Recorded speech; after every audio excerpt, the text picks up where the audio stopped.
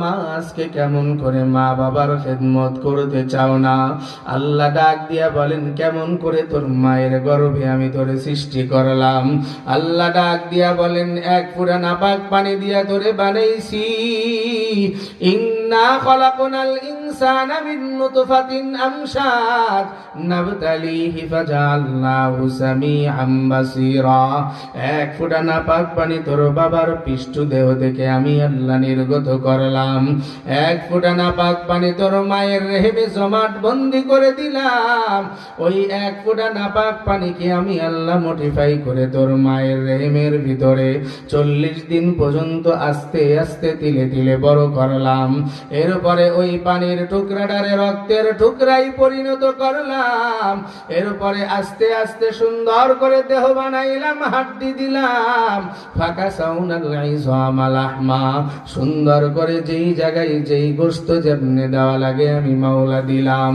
সুম্মা আনশানাহু খালকান আখার, অতঃপর আমি মাওলা তোরে কমপ্লিট করে সৃষ্টি করলাম। ফাতাবারাকাল্লাহু আহসানুল খালিকিন, আমি মাওলার গুণগান গাও, কত সুন্দর করে তোদেরকে বানাইলাম।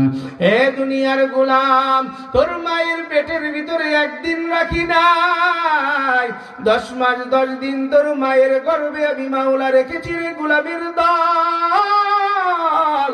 ওই মায়ের পেটের ভিতরে না খাওয়ায় রাখি নাই।